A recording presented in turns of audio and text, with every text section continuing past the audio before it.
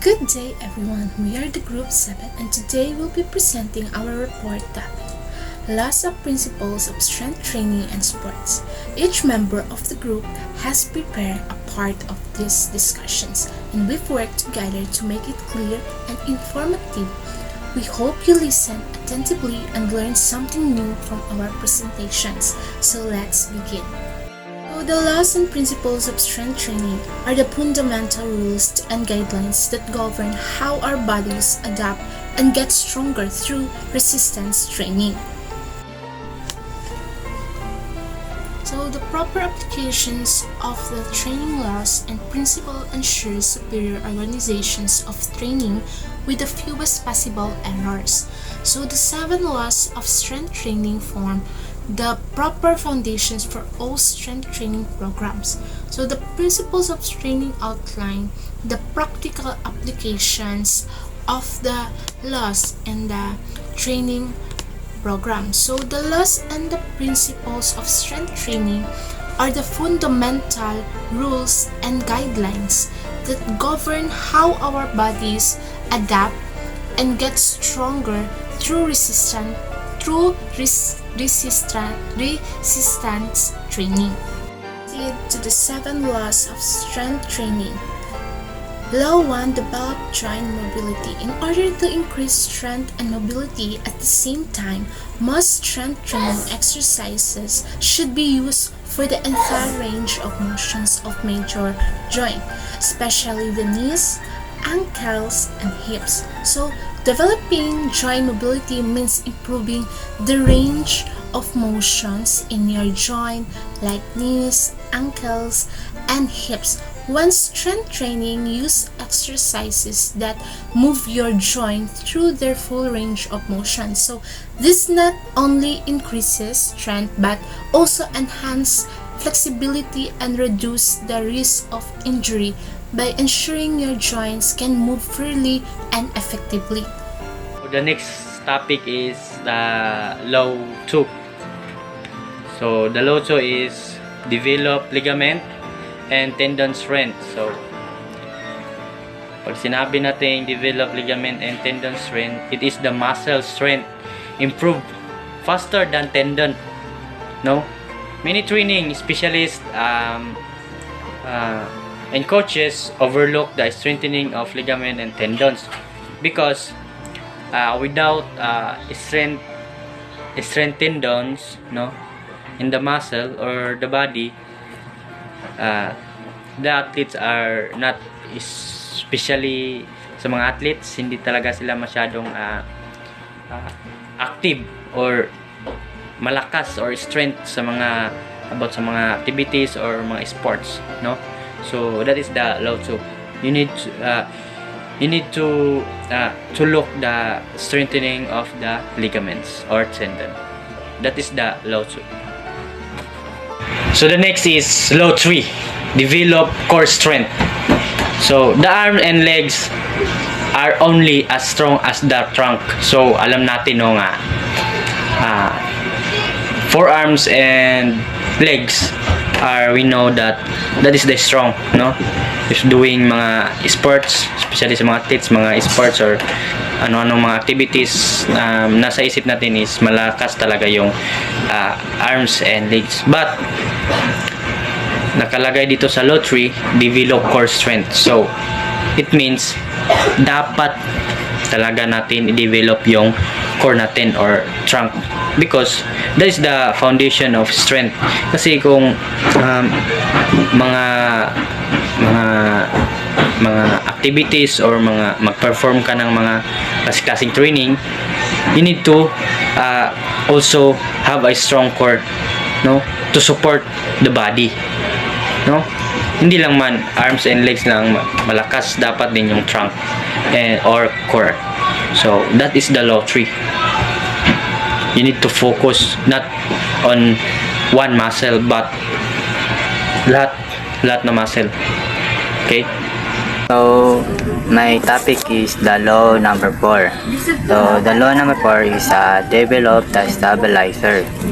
So from the mover work more efficiently with strong stabilizer or fixator muscle. Stabilizer contract. Primary is isometrically to stabilizer a joint so that another part of the body can act. For example, the shoulder are immobilized during elbow. The abdominal muscle serve as a stabilizer when the arm throw a ball. The developing the stabilizer is muscle really important because they help to keep our body steady and balanced while we move. They may not be the main muscle doing the action, but they make sure our joints stay in the right position. So for example, when we bend your arm or shoulder, keep the joint stable, and when we throw a ball, your abs help us stay balanced. That's why having strong stabilizer muscle keep more better and avoid injuries. The next topic is the law number 5. The law number 5, train movement, not individual muscle. So the purpose of strength training in sport is load the joint movement, specifically used in performing the skill of a given sport. Athletes should resist training muscle in isolation as is done in bodybuilding. From its very beginning, bodybuilding has promoted the concept of working muscle in isolation, a concept that has served this activity very well for generation. So for me, train movement, not individual muscle, mean it's more important to practice how the whole body move together instead of focusing on just one muscle alone. So we use our entire body to perform a skill. For example, in a volleyball, when you jump to spike the ball, it's not only your legs working, but also your arms, back, and core helping together. Kaya ang purpose ng strength training ay para mapalakas ang paggalaw ng ating mga buto at kung paano nagkakaisa ang mga muscle sa bawat kilo. So hindi katulad ng bodybuilding na isang muscle lang ang pinapalakas.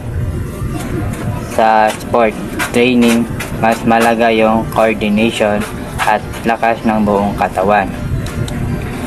So sa ganitong paraan, mas magiging effective at mas mabilis ang kilos ng atleta sa laro. So the next topic is law 6. Focus not on what is new but on what is necessary. So product that supposedly improve athletic performance. Dito sa law 6, hindi lang sa nakaraan or sa ngayon, new generation ng ating sundin. Kung ano yung mas nakapag-improve sa isang atleta, no? So yun ang susundin kahit nakaraan pa man yun yung mga training or mga products. Kung yun ay nakapag-improve ng atleta or nakatulong, so yun ang ating susundin or gagawin. So that is the law 6. So the next is law 7. Prioritize strength in the long term. So coaches should plan the strength training progression. Hindi lang man yung weight natin is permanent, or example 5 kg ngayong araw, din bukas 5 kg na naman, din next 5 kg. So hindi natin ma-develop yung strength sa ating katawan. So we need to progress overload, no? Dapat isali yan sa program plan ng isang coach para yung athlete is magde-develop ng strength, no? I-apply yung progressive overload or magdagdag ng weight every day, kahit 2 kg lang or 5. Okay na yan. That is the law 7. Let's proceed to the principles of strength training. The purpose of any strength training program is to produce a continual increase in the athlete's physical capacity. So strength training principles offers methods for adapting the body to the various loads used in training. So they also provide guidelines for individualizing the program to the specific needs of the athletes and sports. So the goal of strength training is to continuously improve an athlete's physical abilities. So strength training principle provide methods to adapt the body to the two different training loads and guidelines to personalize the program to the athlete's specific needs and sports. Every effective strength training program should be based on these principles to maximize results. So the next is the progressive increase of load. The principle of progressive increase of load is best illustrated by the legend of Milo of Croton in Greek mythology. So si Milo ay isang famous na ancient Greek athlete from the Croton. So si Milo ay ika-6 na nanalo sa Olympics. So Milo lifted and carried a calf every day beginning in his teenage year. As the calf grew heavier, Milo grew stronger. By the time the calf was a full-grown bull, Milo was the world's strongest man thanks to long-term progression. So progressive increase of load means slowly and continuously more challenge to your training, so your body can keep improving. So for example, sa weight training, kung kaya mong magbuhat ng 5 kilo, so gawin mo muna ito ng ilang linggo hanggang masanay ka. So pagkatapos, dagdagan mo ng 1 or 2 kilo kapag kaya mo na.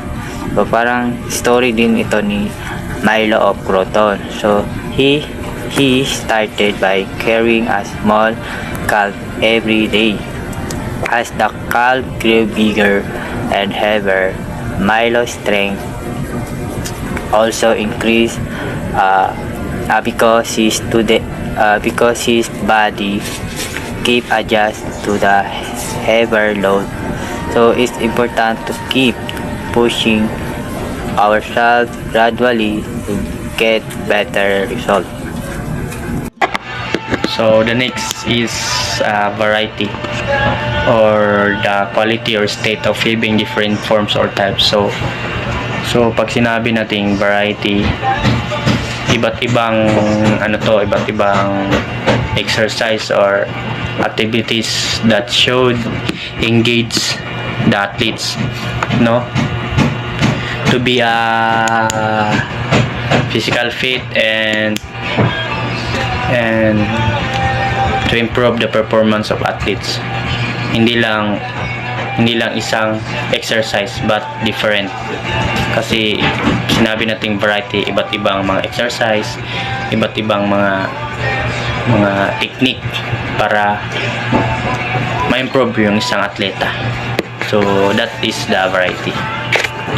So individualization. So contemporary training requires individualizations. Each athlete must be treated according to his or her ability, potential, and strength training background. coaches are sometimes tempted to follow the training programs of successful athletes, thus disregarding their particular athlete's needs, experience, and abilities. So, ganito ang sa itong tawag? Ang individualizations, di ay. So, ang individualizations sa training, ibig sabihin, dapat iba-iba ang training ng bawat athletes. Hindi pwedeng gayahin lang ang training ng ibang atleta. Kasi iba-iba ang katawan at kaya ng bawat isa. So, dapat ang training ay swak sa kaya mo at sa gusto mong maabot. The next is specificity. So, to be effective and achieve greater adaptation, training must be designed to develop sport-specific strength. To do so, a strength and conditioning coach must make a simple performance model analysis of the sport for which the strength training program is being created. Specifics means that training should match the actual movement, skills, and energy demand of a particular sport. In other words, if an athlete want to improve in a specific sport, their training should focus on exercise and movement that are similar to what they do in that sport. So, example naman dito is yung basketball. So, sa basketball naman is dapat mag-focus sila sa sprint or jumping or shooting drill para yung katawan nila ay masanay. The next is specificity in the dominant energy system. So when we talk about energy system, it is the how the body use the energy, no? Kung wala tayong exact energy in our body, no, kung hindi yan alam ng mga coach, dapat alam yan ng mga coach kung meron silang hinawakan na tip na yung energy is crucial to the athletes kasi importante yan para makapag-perform sila sa isang event or sa isang sports, because without energy system or without energy in the athlete, they cannot compete to other sports or yung mga activities nila. Kailangan natin ng energy. We need a dominant energy system to our athletes or our body. So that's all. Specificity versus a methodical approach. The principles of specificity sprung from the idea that the optimal strength training program must be specific. Matthews and Fox, 1976, developed this theory into a principles of training. So, when we say specificity sa training, it means dapat ang mga exercise mo ay tugma sa gusto mong pagbutihin. Kung gusto mong gumaling, like for example sa basketball, dapat sa training mo ay para sa basketball lang. So, hindi siya sa weightlifting lang. Dapat specific siya. The next is the specificity of exercise for strength training. When it comes to strength exercise selection for a sport, especially in the late preparatory phase, coaches must try to imitate the dynamic structure of the skill, as well as the spatial orientation or body position in relation to surrounding environment. In other words, coaches should select exercise that place the body and line and position similar to those used when performing the skill. The specificity of exercise for strength training means that the exercise should be similar to the actual movement used in a sport. So this helps athletes develop strength that they can really apply during game. So, for example, kung volleyball player ka, so kailangan mong pag-focus sa mga exercise na may kinalaman sa pagtalon, sa like spike, at mabilis ka ding gumalaw.